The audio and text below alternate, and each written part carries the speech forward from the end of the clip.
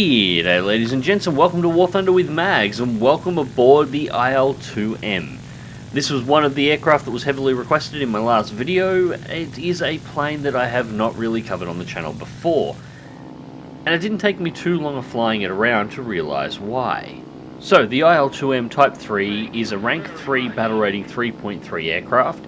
It is most notable for its upgrade from 20mm cannons to 23mm cannons. It's got a 12.7mm machine gun in the rear, and the 23mm cannons are supplemented by two 7.62mm machine guns. The armament isn't overly upgraded over the previous models, it's just the new 23s, that's about the only difference. Maximum ordnance load is 4 100kg bombs and 4 132mm rockets, which is exactly the payload I'm carrying now. There is nothing bigger that you can strap to the plane, and this is the first problem with the IL-2. The long and short, just getting to the point here, the IL-2 is crap in realistic battles. It really is. It doesn't maneuver very well, it's incredibly slow, it has a very low power to weight ratio, its climb is horrible, its dive performance is crap. It's not supposed to do either of those things, but the problem is it doesn't actually operate very well as a ground attacker either. It's even the 23mm cannons using armoured target rounds or any of the high pen ammunition, they'll struggle to get through medium tanks unless you dive on them directly from above. The problem is you don't have the vertical power to be able to get directly above them easily and reliably to take the tanks out. This thing's shells will bounce off the side or rear of Sherman. You have to hit it from above if you want to penetrate.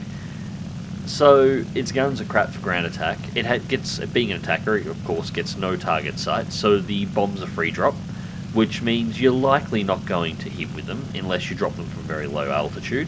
However, if you drop them from low altitude, they will bounce along because assault fuses in realistic battle are a thing, so you cannot set the bombs to detonate on contact, so the bombs are likely going to be ineffective.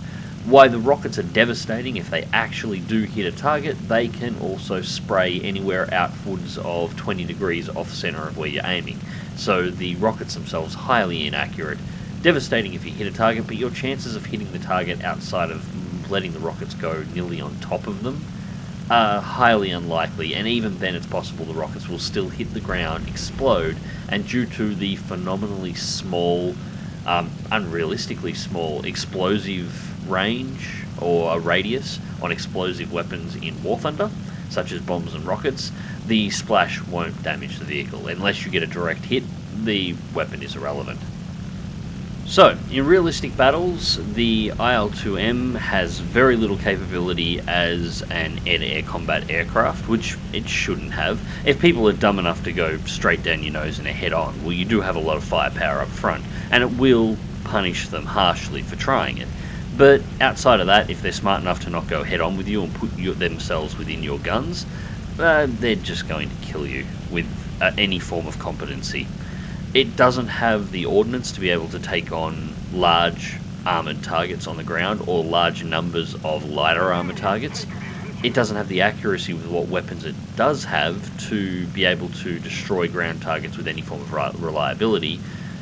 The only thing that's going for it is the 23s and the 7.62s do have a decent load of ammunition on board, so when it comes to soft targets, the IL-2 really can rack them up.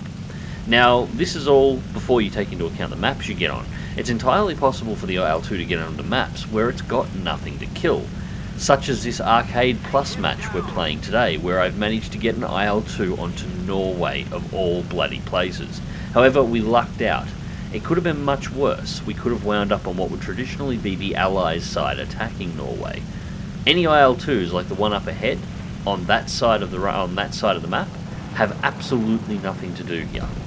There is nothing that they can effectively do. The only thing they can do is potentially attack the AAA around the runway, and, well, just watch closely everything that goes in towards this runway during this match. My count was 3 aircraft that this runway killed in the process of the course of this match, due to the power of the AAA around this runway, which is exceedingly broken, mind you. However, I am actually going to utilise that AAA. Flying an IL-2 on Norway from the German side in Arcade Plus is Well, there's not a huge amount for you to do here either. As everybody's got an air spawn, everybody's all up at altitude. As I said earlier, the IL-2 doesn't handle altitude or any kind of vertical fighting very well. So as a result of its inability to engage air targets, it needs to hit ground targets, but there's not very many of those either. However, from the German side, there is a small collection of ground targets that are very valuable and can make a huge difference to the outcome of the match. I'm going to show you how to go over this now. Most people should already know this trick. You really should, but it's amazing how many people just never seem to realise. The A cap in the middle of Norway is the only land-based runway that the Allied or the attacking force can actually take, and it is guarded with some of the most powerful AAA that any base on any map in War Thunder has. It is a death sentence to fly anywhere near that base. However, here we go, talking about flying head-on with an IL-2, that's why you don't do it. Moving on. Not many people seem to, well, I think most realise, but not many people seem to realise how important it can be to deny the Allied force that runway. If you don't let them take A, they've only got 3 carriers to the northwest that they can use to repair and rearm. If they don't have an aircraft that's capable of landing on a carrier, they can't repair and rearm outside of taking the A cap here. And the A cap can be easily controlled by the German force. I've already done the first part, destroying that first wave of landing craft coming in from the carriers to the far west. Taking out that wave of landing craft has effectively put a 10-minute delay on the next opportunity that the attacking team is going to have on taking the A cap, because it will take 10 minutes for the remaining second wave of landing craft to spawn in and make their way over to this base before the cap can actually commence. If I destroy that second wave as well, the attacking force cannot take A. They have no way of actually invading. The landing craft will not continue to spawn. You get one wave out of the west, one wave out of the north, and that's it. Once you've lost both, you don't get any more spawns. This A6M3 has just gone down, so the AAA at the base has taken 2 so far, and it's going to kill a third aircraft while I'm engaging those landing craft coming in from the north a little bit later. This is how you run a ground attacker on Norway. You can do this with the IL-2 on a mixed battle or an Arcade Plus, as I prefer to call them, or with any actual German aircraft. Cycle around the base, use the base's own AAA cover to defend your aircraft. Anybody who flies within range of the AAA on A is suicidal. I've seen that AAA take aircraft out at 20,000 feet. This whole island needs to be nerfed. But circle through it, and then strike at the landing craft as they come into range. In this case, it's going to take too long for this second wave to come through, and I am a little concerned that somebody might actually get a decent crack on me at this time, because the team is starting to run low on people. So I'm actually going to extend my distance out and take out the landing craft over at their spawn point between the 2 cruisers. Now, I'm not particularly worried about AAA fire from the cruisers. It'll hurt. The one thing you can say for the IL-2 is that it's capable of taking a hell of a lot of punishment. In particular, it can take a large number of AAA strikes to actually put this thing down. It doesn't really have the ability to lay down large amounts of firepower, but it can absorb quite a lot. Now, the best thing I can do for this team, at this point, really the only thing I can do for this team, is take out these landing craft. The bombs that I have on board simply do not have enough explosive potential to kill any of the ships. The rockets that I have, I've been told you can kill ships with them, but I have never been successful using 123 or 132mm rockets to wipe out a ship.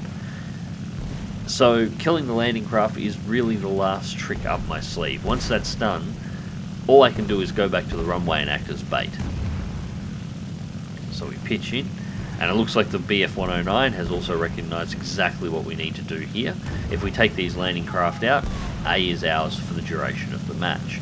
So line up first shots. Don't waste too much time on each landing craft. You've got a lot of them you need to take out. You've got to keep the ball rolling. Put a few hits into one. If you haven't killed it, just move straight onto the next one. Use the tail gun on the way out. As you can see, I don't use aircraft with tail gunners all that often. I am a horrible shot with those tail gunners because I generally avoid them. I'm almost always in fighters, or if I am in an aircraft that does have one, I very rarely use it.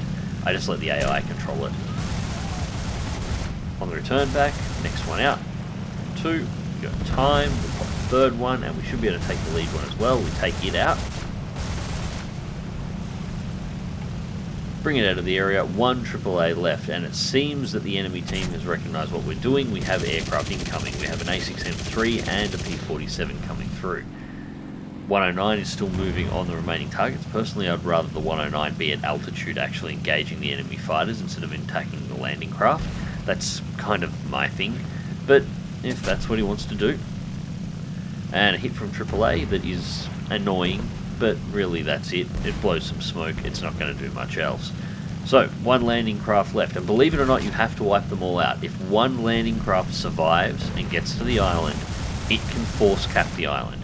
So you have to kill them all. But with the destruction of that landing craft, that's it. A is ours for the rest of this match. There is nothing the enemy team can do to take that back. And considering, well, 1 aircraft is an A6M2, it can most certainly land on the carriers, but unless that pilot is very good, he is not putting a P-47 down on a carrier.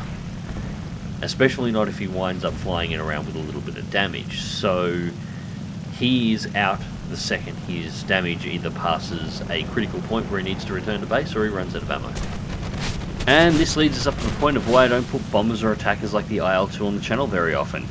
This is all I could do in the match. I'm trying to get the P-47 back to the runway so the AAA will get him, but he's going to shoot me down, and it doesn't matter because there was nothing else I could really do in this match anyway. It's an unfortunate problem with the core map design of War Thunder. It's entirely possible for an aircraft to wind up on a match where there is nothing for it to do. Anyways, ladies and gents, thank you very much for watching the video. Click like if you do, subscribe if you want to see more. Fly smart, fly safe, and I'll catch you in the skies.